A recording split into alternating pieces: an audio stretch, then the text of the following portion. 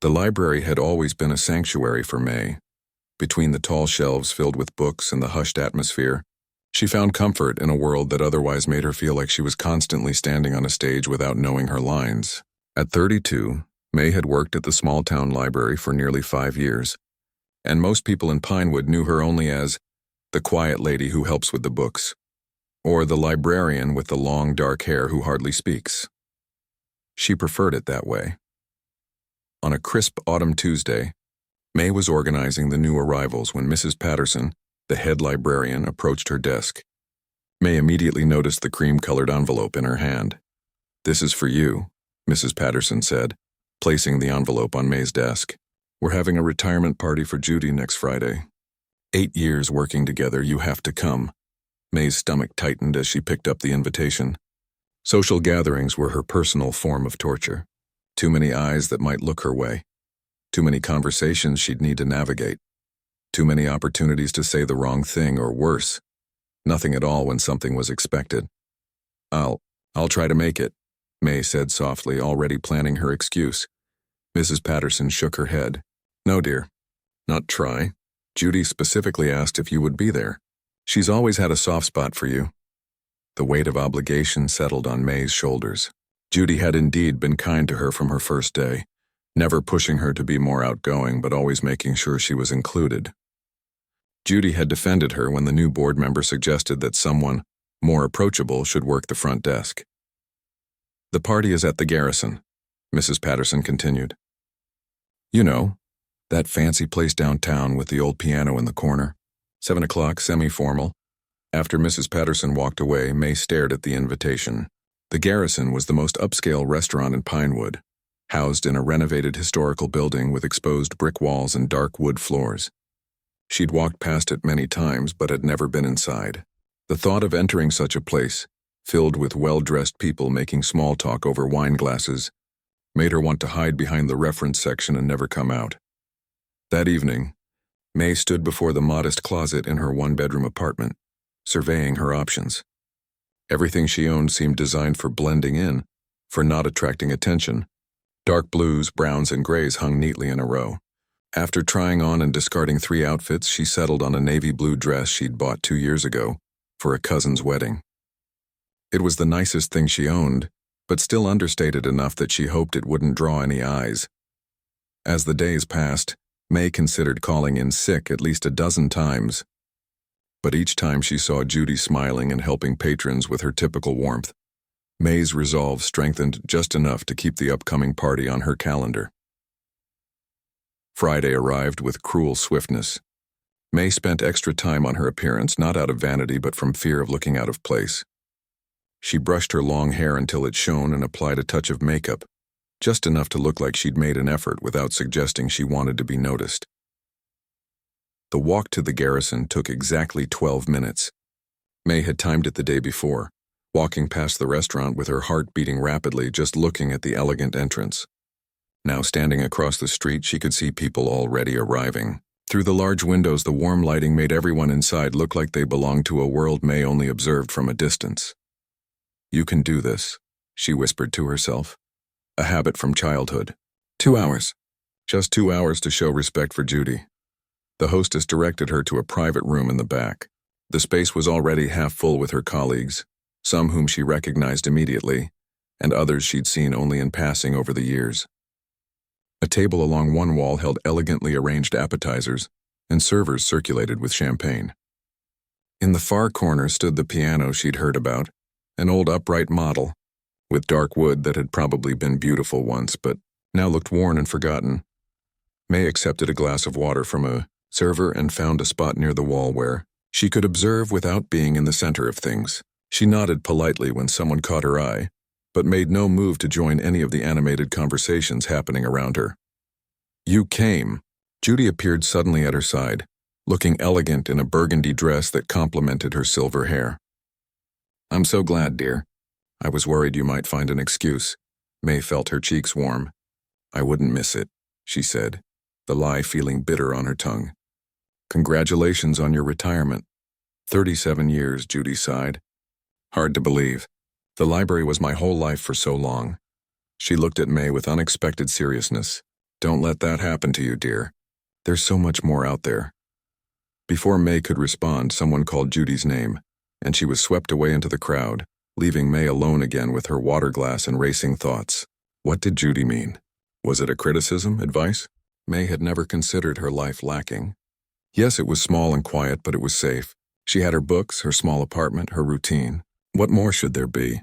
As the evening progressed, May managed to have a few brief conversations, mostly with people asking her to validate their memories of where certain books were shelved, or whether the library still carried specific magazines. She answered each question precisely, relaxing slightly when the topic was work-related rather than personal.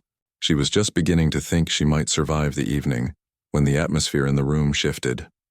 A group of the younger library staff, who had been steadily consuming champagne throughout the night, had migrated to the corner with the old piano. May watched as they laughed and ran their fingers over the dusty keys, producing discordant notes that briefly cut through the party's chatter. "This thing hasn't been tuned in years," one of them announced loudly. "Mr. Rivera told me they just keep it for show." Mr. Rivera was the owner of the Garrison, a man known throughout town for his appreciation of antiques, functional or not. May had seen him once at the library, checking out a book on restoring vintage furniture. "It probably couldn't play a proper tune if Mozart himself sat down at it," another added, hitting a few more keys that indeed sounded sour and flat. May winced at the harsh sound. Even untrained, she could hear that the piano was out of tune but not beyond saving. Her fingers tingled slightly, muscle memory from years of practice wanting to correct the jarring notes. The small group at the piano expanded as more colleagues joined them, the novelty of the old instrument apparently more interesting than the appetizer table. May was content to observe from her corner until she noticed someone looking in her direction. It was Rick, the IT specialist who'd been with the library for only a year. He had never been outright unkind to May, but he belonged to the boisterous crowd that made her nervous, always ready with a joke that often came at someone's expense. "Hey," Rick called out, loudly enough that several heads turned. "What about the quiet mouse over there? I bet she plays." May felt her body go rigid as eyes turned toward her. Her throat closed up as if someone had wrapped a hand around it. "What? Our little librarian?" Someone else chimed in. "No way." Rick's grin widened as he gestured toward her. "Come on, it's always the quiet ones who surprise you. Maybe she's a secret concert pianist." A few people laughed, and May felt her face burn hot with embarrassment. The cruel irony of his random teasing was like a punch to her stomach. She clutched her water glass tighter. "Leave her alone, Rick," Judy said, coming to her rescue once again. But Rick was enjoying his moment too much to stop. "I'm serious. Those silent types are always hiding something. Come on, library mouse. Show us what you can do on this old wreck." Others joined in now, some genuinely encouraging, others clearly amused by her discomfort. May felt trapped in a nightmare. Her feet seemed rooted to the floor, and the exit suddenly looked miles away instead of just across the room. "I don't," she began, but her voice was so faint that no one heard her over their calls. Judy appeared at her side again. "You don't have to do anything, dear," she said firmly, but loud enough for those nearby to hear. Rick's had too much champagne. But something shifted inside May as she looked at the piano across the room. 25 years of playing, of losing herself in music when words failed her. 25 years of finding her voice through keys and strings rather than conversation. 25 years of a secret passion that brought her more joy than anything else in her carefully constructed, quiet life. And now, on Judy's special night, Judy, who had always been kind, who had always protected her, May faced a choice. She could remain the library mouse they all expected her to be, or she could show them just once that there was more to her than what they saw. May stood frozen as the laughter and calls continued around her. Her water glass trembled slightly in her hand. The old piano across the room seemed both a threat and a strange comfort, like seeing an old friend who had witnessed your most embarrassing moment. 25 years of playing in private, of finding joy in music when the world became too much, yet no one in this room knew this part of her existed. "She's too scared," Rick said with a dismissive wave of his hand. "Let's find someone else." His words stung more than May expected, not because she cared what Rick thought, but because they echoed a voice she'd been hearing her whole life. Too scared, too quiet, too invisible. Even as a child, teachers had written on her report cards, "Needs to participate more." or should speak up in class. Her parents had dragged her to speech therapists and social skills groups, all trying to fix what they saw as a problem. But May had never felt broken, just different. She had never needed dozens of friends or constant conversation. She had needed books and music and the quiet spaces where her mind could breathe. Actually, May heard herself say, her voice so soft that only those closest to her turned. I do play. Judy looked at her with surprise. You do? May nodded, her heart hammering against her ribs like it was trying to escape. Since I was 7, the small confession seemed to hang in the air around her.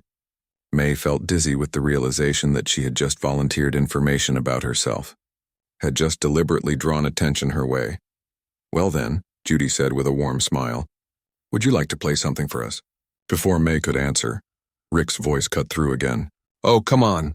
Now you're just being nice to her. That thing probably doesn't even work right. Only one way to find out, another colleague called out. May looked at the faces turned toward her, some curious, some skeptical, some already losing interest and turning back to their conversations.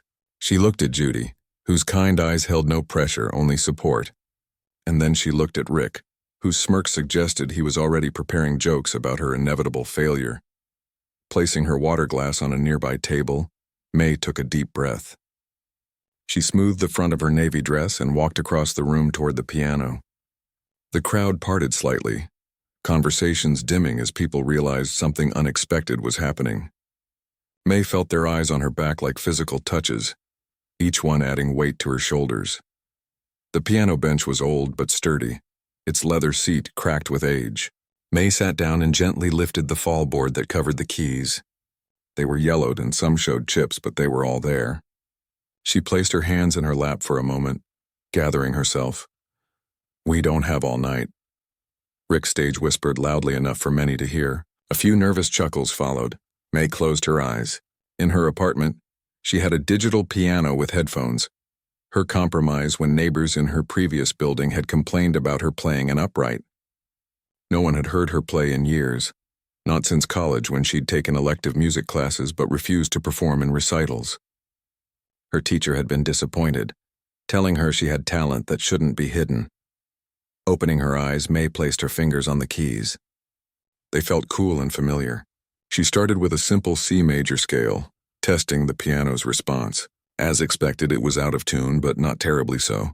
Some keys stuck slightly, needing more pressure than others. But it was playable, more than playable. It was an instrument with character, with history in its wood and stories in its strings. May began with a piece she knew by heart, one she often played when she couldn't sleep. Chopin's Prelude in E minor, Opus 28, No. 4. Simple enough to serve as a warm-up, but with emotional depth that had always spoken to her. The melancholy notes filled the room, slightly warped by the piano's imperfect tuning, but somehow that added to their poignancy. She was aware of the silence that had fallen around her, but distantly, as if it existed in another room. Here, in the space between her hands and the keys, there was only the music, the language she had always been fluent in when words failed her. As the last notes of the prelude faded, May didn't pause.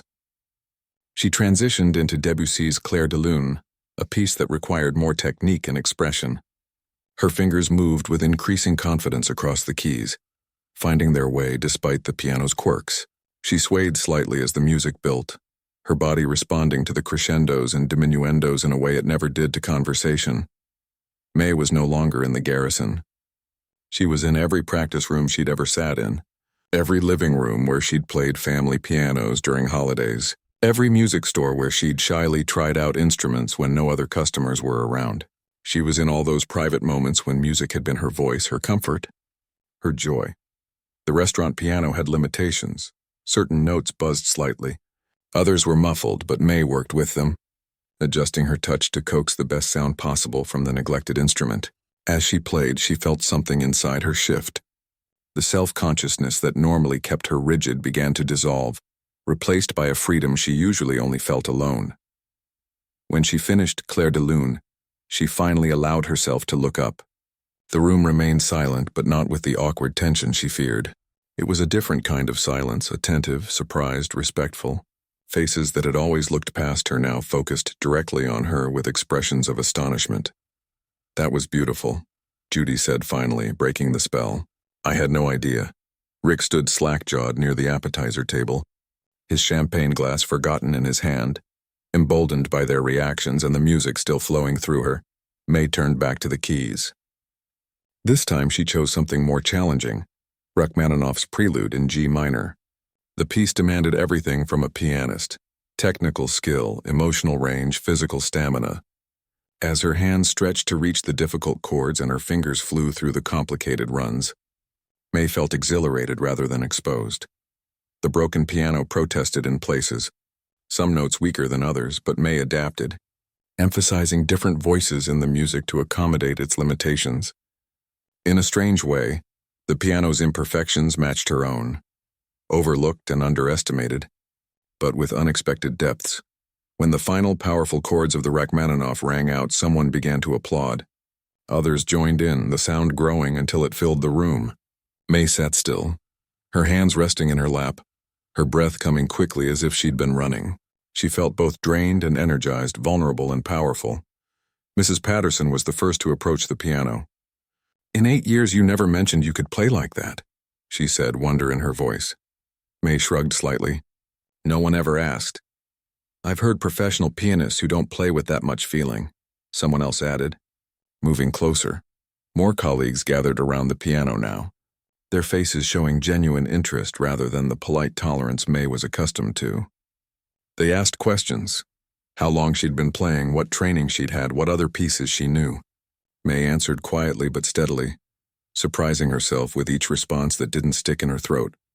Rick hovered at the edge of the group, his earlier mockery replaced by something that looked almost like shame. When there was a pause in the conversation, he stepped forward. "That was really something," he said, not quite meeting her eyes. "Sorry about, you know." May nodded, accepting his awkward apology without needing to force words that wouldn't come easily. Judy appeared at her side and squeezed her shoulder. "Would you play something else?" she asked. "It's the best retirement gift I could imagine, finding out that someone I've worked with for years has been hiding such a wonderful talent." Looking around at the faces now, turned toward her with genuine appreciation rather than impatience or dismissal, May felt a strange new sensation. Not exactly confidence, that would take more than one evening to develop after a lifetime of hiding. But something like possibility, like a door opening to a room she hadn't known existed. "I'd be happy to," she said, and was surprised to find she meant it. As she turned back to the keys, May thought about the sheet music waiting in folders at her apartment. Pieces she'd practiced for years but never performed. She thought about how the library's community room, used for children's reading hours and local club meetings, had an old piano that no one ever touched. She thought about all the times she'd walked past it, her fingers itching to play but her fear keeping her still. The next piece she chose was one of her own compositions, something she'd been working on for months but had never played for anyone. As the unfamiliar melody filled the room, May realized she was sharing a part of herself that had always been private, her own musical voice, not just her interpretation of others. The applause that followed was more than approval for her playing. It was acknowledgement of her presence, her personhood, in a way she'd never experienced before. For the first time in her adult life, May didn't feel invisible. She felt seen, not for who people assumed she was, but for who she actually was. And surprisingly, it didn't feel like standing on a stage without knowing her lines after all.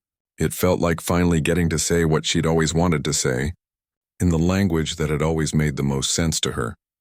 The remainder of Judy's retirement party passed in a blur for May.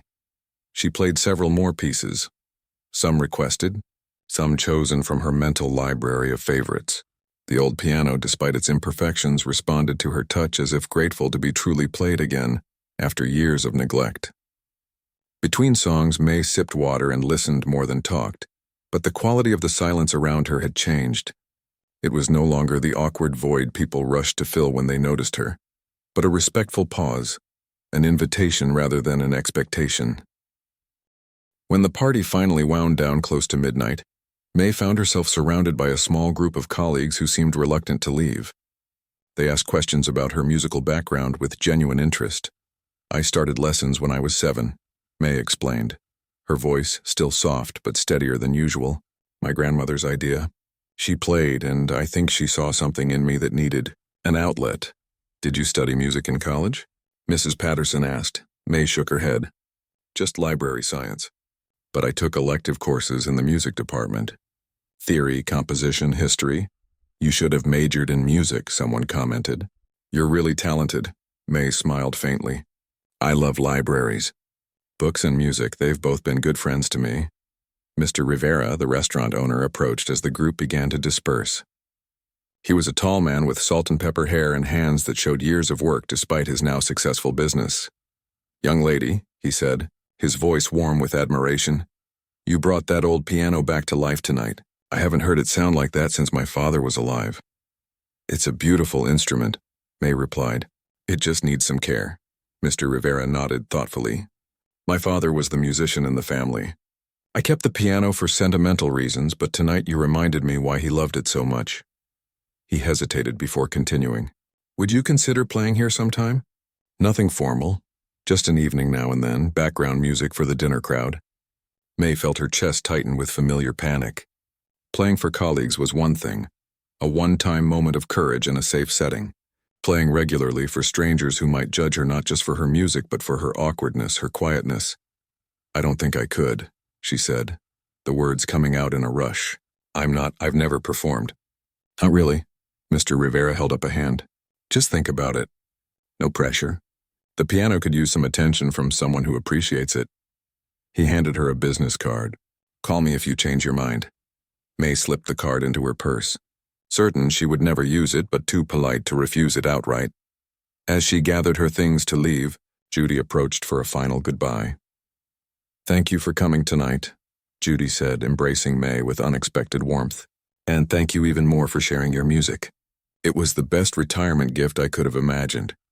May returned the hug awkwardly. I'm glad you enjoyed it. Judy pulled back and looked at May with serious eyes. Promise me something? What? May asked. Don't hide your light anymore. You have something special to share with the world. Judy squeezed her hands. Remember what I said earlier? About not letting the library be your whole life? This is what I meant. You have more to offer than just shelving books and answering questions about the catalog system. May felt tears prick at the corners of her eyes. I'll try, she whispered. Not entirely sure what she was promising, but wanting in that moment to be the person Judy believed she could be. The walk home through the quiet streets gave May time to process the evening. Her mind replayed moments from the party. The shock on Rick's face, the warmth in Judy's eyes, the feeling of the old piano keys beneath her fingers. For the first time in her adult life, May had stepped out of the shadows and into the light. And while the exposure had been terrifying, it had also been exhilarating. At home, May sat at her digital piano, fingers hovering over the keys. The instrument felt different somehow, as if the experience of playing for others had changed her relationship with music itself. For years, playing had been her secret comfort, a private language she spoke only to herself. Now that others had heard it, would it feel the same? She began to play softly, mindful of her neighbors despite the late hour and her headphones.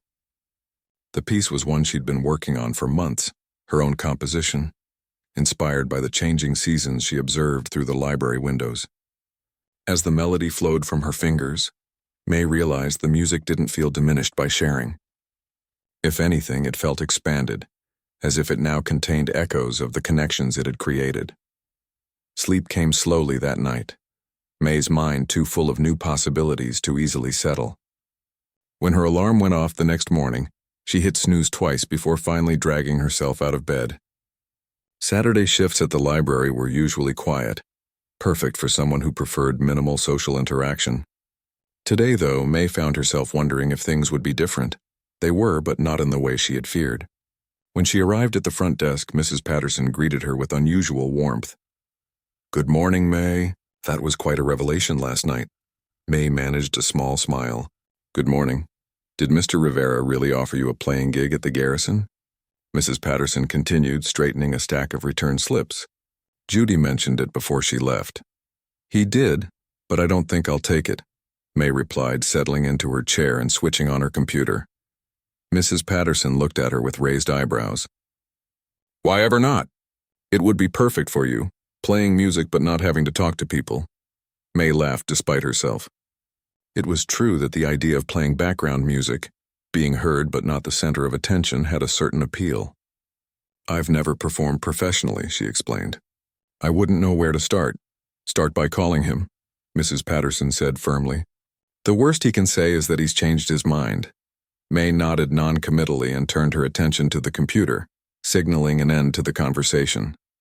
But throughout the morning, as she checked in returns and helped patrons find resources, her mind kept returning to Mr. Rivera's offer. Around noon, the door chimed, and Rick walked in. May felt a flutter of anxiety in her stomach. Would he mock her again now that they were back in normal surroundings? Would he pretend last night never happened? Rick approached the desk slowly, looking uncomfortable.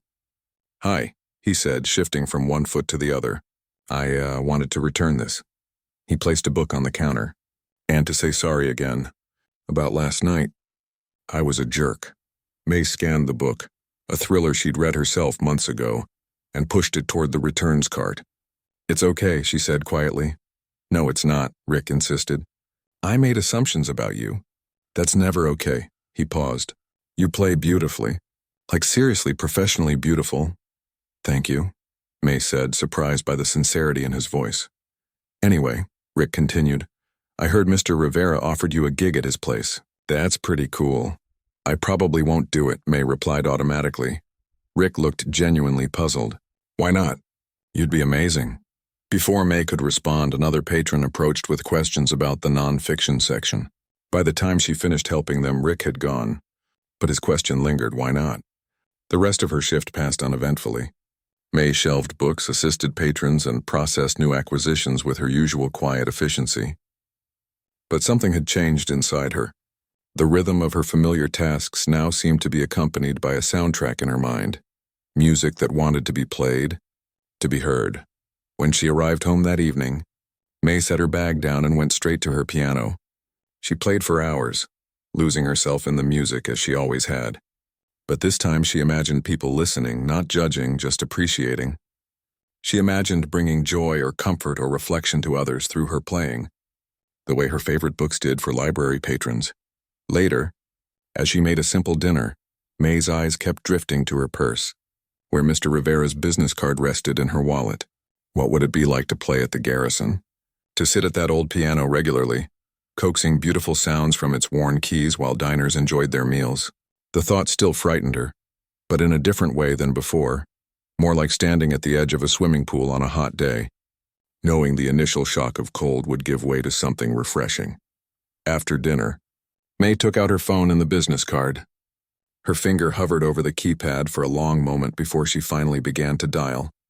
It rang 4 times, and she was about to hang up with a mixture of relief and disappointment when Mr. Rivera answered. "Hello?" His voice was warm even through the phone. "Hello, Mr. Rivera, this is May Chen from the library. I played the piano at Judy's retirement party last night." "May, I'm so glad you called. Have you thought about my offer?" May took a deep breath. "I have. I'm still not sure I'd be any good at performing, but I'd like to try.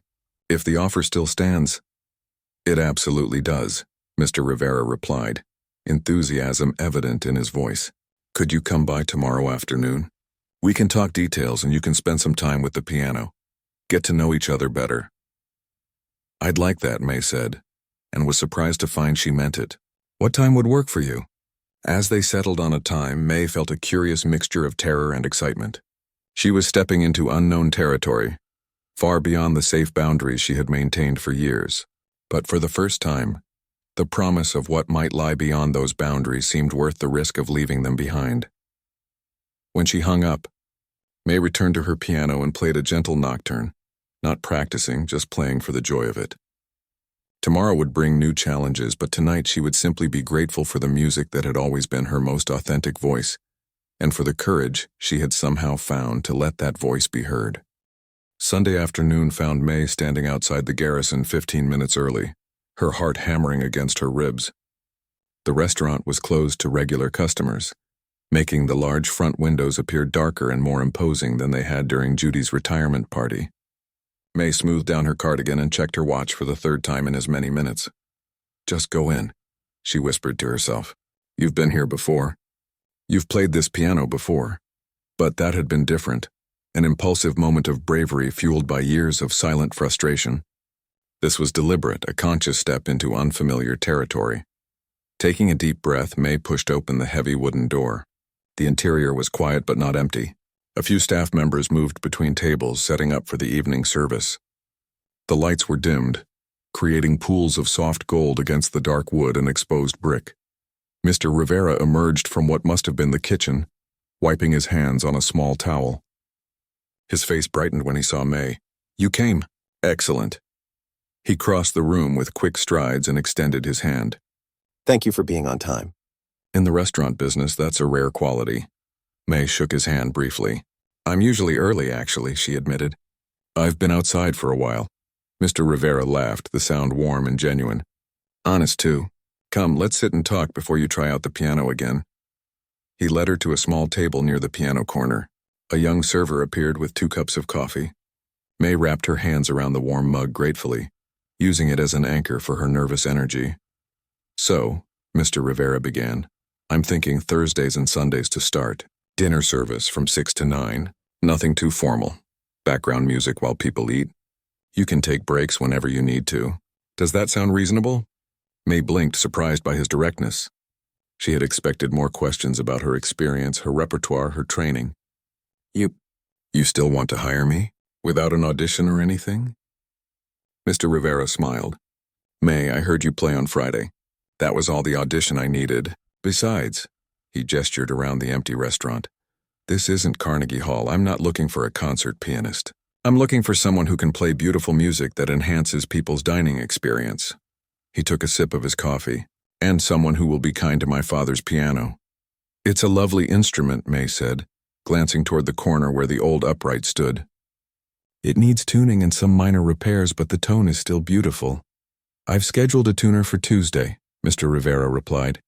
"And I've authorized any repairs he recommends. Consider it an investment in your success here." May felt a flutter of panic. Success, failure. These were concepts she had carefully avoided by keeping her playing private. What if diners didn't like her music? What if she froze up in front of strangers? What if— "You're overthinking this," Mr. Rivera said gently, as if reading her mind. "I've been in business long enough to recognize when something works. Your playing will add something special to my restaurant, and my restaurant will give your music a home. Simple as that." "I've never had a job playing before," May confessed. "I'm not sure I know how to perform." "Do you enjoy playing?" May nodded without hesitation. "Then play what you enjoy. The rest will follow." Mr. Rivera set down his coffee cup. "Now about payment." They discussed terms that seemed more than fair to May. When they finished their coffee, Mr. Rivera led her to the piano. "Take some time to get reacquainted," he suggested. "I have work to do in the office." "Play whatever you like, the staff won't mind." Left alone with the piano, May sat down on the bench and ran her fingers lightly over the keys without pressing them. Even in the few days since the party, she had thought often about this instrument, its warm tone despite the out-of-tune notes, its responsive action despite years of neglect. She began to play softly, a gentle Bach prelude that had always helped her find her center. As she played, she looked around the restaurant from this new vantage point. The space was different in daylight, less intimidating. She could imagine it filled with people, conversations flowing around tables, the occasional clink of glasses and cutlery, and beneath it all, her music, not demanding attention but enhancing the atmosphere. Maybe this could work. Maybe she could do this. May moved from Bach to Debussy, then to a jazz standard she'd taught herself years ago.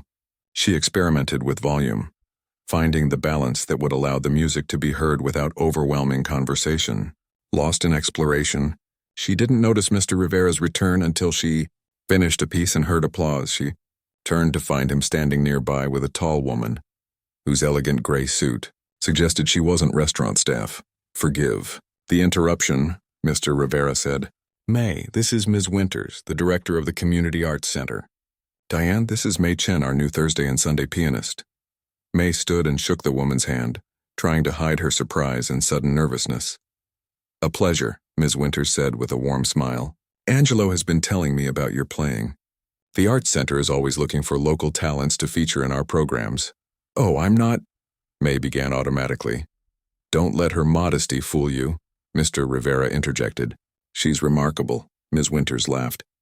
I'd love to hear for myself sometime. Perhaps I'll come for dinner on Thursday. She handed May a business card. And if you're ever interested in our community music programs, please call me. We offer everything from children's lessons to senior citizen appreciation classes, and we're always short on qualified instructors. May accepted the card with a polite nod. Certain she would never use it, but unwilling to be rude. Teaching strangers? Performing at community events? These were possibilities so far beyond her comfort zone that they barely registered as options. After Ms. Winters left, May played for another hour, building a mental catalog of pieces that would work well in the restaurant setting. When she finally gathered her things to leave, she felt more settled, more confident in her decision. Same time Thursday? Mr. Rivera confirmed as he walked her to the door. Come an hour early to get comfortable before customers arrive. May nodded. I'll be here. The days before her first official performance passed in a blur of anticipation and preparation. At the library, May went about her usual tasks, but her mind frequently wandered to the garrison, to the piano, to the unfamiliar path she had chosen to explore. On Tuesday evening, she received a text from Mr. Rivera with a photo of the freshly tuned and repaired piano. Ready for your magic touch, the caption read. The simple message sent a thrill of both terror and excitement through her. By Thursday afternoon, May's nerves were stretched thin. She had slept poorly the night before, her dreams filled with scenarios where she sat at the piano but couldn't remember how to play, or where diners complained loudly about the music disturbing their meals. She left work early, using vacation hours Mrs. Patterson had insisted she take. You can't be brilliant at the library all day, and then brilliant at the piano all evening, her boss had said with uncharacteristic gentleness. Pace yourself. At home, May changed outfits 3 times before settling on black pants and a deep purple blouse that she'd always liked but rarely worn, too colorful for her usual preference to blend into the background. Tonight she wouldn't be trying to hide. She arrived at the garrison at 5 as agreed. Mr. Rivera greeted her warmly and showed her to a small room near the kitchen where she could store her things. The staff eat at 5:30, he explained. Join us if you'd like. It's always good food, I promise. Or take some quiet time with the piano before we open. Whatever helps you feel ready. May chose the piano, using the empty restaurant to acquaint herself with the newly tuned instrument. The difference was remarkable. Notes that had been sour now rang true. Keys that had stuck now moved smoothly. She lost herself in the joy of playing a well-maintained instrument, barely noticing as staff moved around her, preparing for the evening service. At 6, the first customers began to arrive. May kept playing, forcing herself not to look up every time the door opened. Mr. Rivera had suggested she start with familiar pieces, things she could play even if nervousness made her fingers stumble. She followed his advice, beginning with Chopin nocturnes and waltzes that had been in her repertoire for years. As the restaurant filled, something unexpected happened. Instead of making her more nervous, the ambient noise of conversation and dining helped May relax. No one was listening critically. Her music was part of the experience, not the focus of it. She could play and breathe and simply be. By 7:30, May felt comfortable enough to try some of her own compositions. She wove them between more familiar pieces. A little Mozart, some Gershwin, a few contemporary songs arranged for piano. When she took her first break at 8, Mr. Rivera appeared at her side with a glass of water and a plate of small appetizers. You're a hit, he said quietly. 3 different tables have asked about you. May felt her cheeks warm. What did they ask? Who you are, where you studied. If you play here regularly, Mr. Rivera smiled. I told them you're our new Thursday and Sunday pianist, and they seemed pleased. The couple at table 7 said they'll come back on Sunday specifically to hear you again. May looked around the restaurant, seeing it now through different eyes. These weren't frightening strangers, but simply people enjoying an evening out. People whose experience she was enhancing with her music. When she returned to the piano for her final hour, May played with new confidence. The music flowed from her fingers as naturally as breath from her lungs. For the first time in her life, she was sharing her most authentic self with strangers and finding acceptance rather than judgment. As the last diners finished their meals and the restaurant began to quiet, May played a final piece, one of her own compositions inspired by night falling over the town square she passed each day on her walk to the library. The gentle, contemplative melody seemed to hover in the air, even after she lifted her hands from the keys. In the quiet that followed, May realized something important had shifted inside her. The library would always be her comfortable place, books her faithful friends. But music could be her voice in the world, a way to connect without words, to be seen and heard on her own terms. And perhaps that was enough. For now. 6 months passed in a rhythm May would never have imagined for herself. Thursdays and Sundays at the Garrison became the framework around which she built her week. The library remained her daytime sanctuary, but evenings at the piano added bright threads of music and connection to the quiet fabric of her life. Winter had given way to spring, and now summer warmed the town. May sat at her desk in the library, absently straightening a stack of checkout slips while watching sunlight play through the tall windows. In an hour, she would finish her shift and head home to prepare for her Thursday evening performance. "Earth to May," Mrs. Patterson said with a gentle smile. "You're miles away." May blinked and focused on her boss. "Sorry, just thinking about tonight's playlist." "The Garrison is lucky to have you," Mrs. Patterson said, "though I'm still waiting for you to play for our summer reading kickoff next month." She'd been asking May for weeks to consider performing at the library's annual event. "I'll think about it," May replied, the same answer she'd given each time. Playing at the Garrison was one thing. The dimmed lighting, the ambient noise of diners, the knowledge that she wasn't the center of attention. But performing for a room full of people who would be watching her, listening specifically to her, the thought still made her stomach clench with anxiety. May finished her shift and walked home through the town square. The summer day was beautiful, with children playing by the fountain and people enjoying the outdoor seating at cafes. She noticed a small poster on the community bulletin board and paused to read it. "Community Arts Center Summer Showcase," the headline announced, featuring local musicians, artists, and performers. "All ages welcome. August 15th, at the bottom in smaller print. Interested performers contact Diane Winters." May continued walking, but the poster lingered in her mind. Ms. Winters had come to the Garrison several times over the past months, always complimenting May's playing and renewing her invitation to get involved with the Arts Center. Each time May had politely deflected. At home, May changed into the outfit she'd come to think of as her performer clothes. Black pants and a jewel-toned top, comfortable enough for hours at the piano but nicer than her usual library attire. As she pinned up her hair, she studied her reflection. Her face looked different somehow, not dramatically changed but more open, with a quiet confidence in her eyes that hadn't been there before.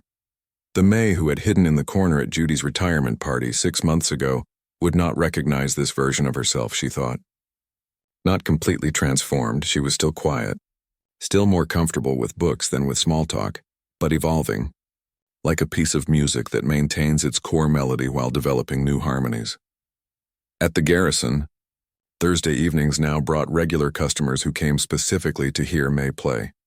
Mr. Rivera had added a small piano night with May Chen note to the bottom of the Thursday menus and had begun taking requests for her through the restaurant's social media page.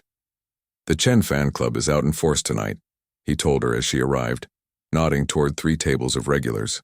"Table 9 is celebrating an anniversary and asked if you could play something romantic around 8. May nodded, mentally sorting through her repertoire for appropriate pieces. These small requests no longer flustered her as they once had. Instead, she found satisfaction in selecting just the right music for special occasions, musical gifts she could offer to mark important moments in strangers' lives. As she settled at the piano, May noticed a new face at the bar, a middle-aged woman with short gray hair who seemed to be alone. Something about her focused attention made May think she might be a musician herself. Throughout her first set, May was aware of the woman listening intently, not in a way that made her nervous, but in a way that made her want to play her best. During her break, the woman approached. "Excuse me," she said with a warm smile. "I hope you don't mind me introducing myself. I'm Dr. Lynn Taylor, the music department chair at the community college." May shook her hand. "May Chen, nice to meet you." "Your playing is wonderful," Dr. Taylor continued. "Such sensitivity and technical skill." "Did you study music formally?"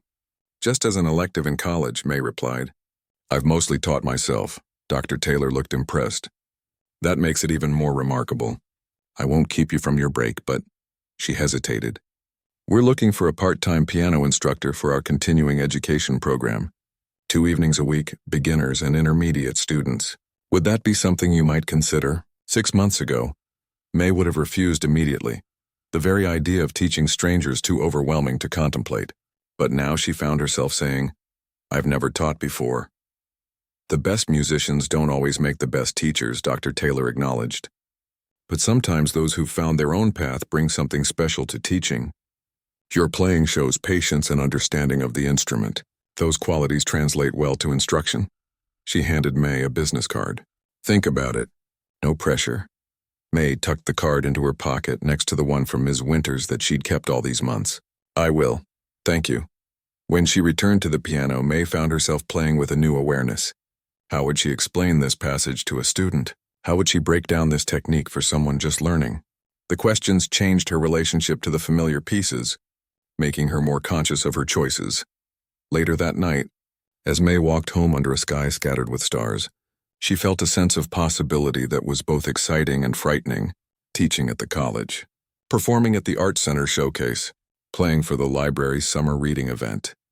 Doors were opening around her, not flying open dramatically but easing open gently, inviting rather than demanding. The weekend passed quietly. On Sunday, May returned to the garrison where Mr. Rivera greeted her with his usual warmth. Before you start, he said, I have a small surprise. He handed her an envelope. Open it later. For now, just know that you've brought something special back to this place, and I'm grateful. The envelope sat in May's bag as she played her Sunday sets, curiosity occasionally drifting through her mind but not distracting her from the music. The restaurant was full, the atmosphere warm and appreciative. May played pieces that reflected her mood, hopeful, contemplative, forward-looking. At home that night, May finally opened the envelope. Inside was a thank you card, a generous bonus check, and a black and white photograph she didn't recognize. The photo showed a young man sitting at what was clearly the garrison's piano, though the restaurant around it looked different from decades earlier. His hands were captured in motion, his face alive with joy as he played. A note on the back read, My father, Antonio Rivera, 1975. You remind me of him, not in appearance, but in spirit. Music wasn't just something he did. It was how he spoke to the world. Thank you for bringing his piano back to life. Angelo May traced the outline of the man in the photograph, this stranger who had somehow shared her experience of finding voice through music. She set the photo on top of her own piano, a reminder of connection across time and difference. The next morning, May woke with a clarity she hadn't expected. Before leaving for work, she did something unusual. She made 3 phone calls. The first was to Ms. Winters at the Art Center. I'd like to participate in the summer showcase, May said, her voice quiet but steady. Not a solo performance, but perhaps a collaborative piece with other musicians if that's possible. The second call was to Dr. Taylor at the community college. I've been thinking about the teaching position, May began. I'd like to learn more. Perhaps I could observe some classes first? The third call was to Mrs. Patterson. About the summer reading kickoff, May said. If the offer still stands, I'd like to play. Just a short program, maybe 30 minutes.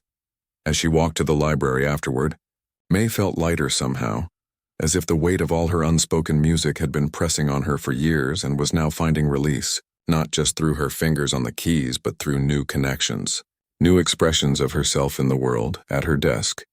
May found herself humming softly as she worked, something she'd never done before.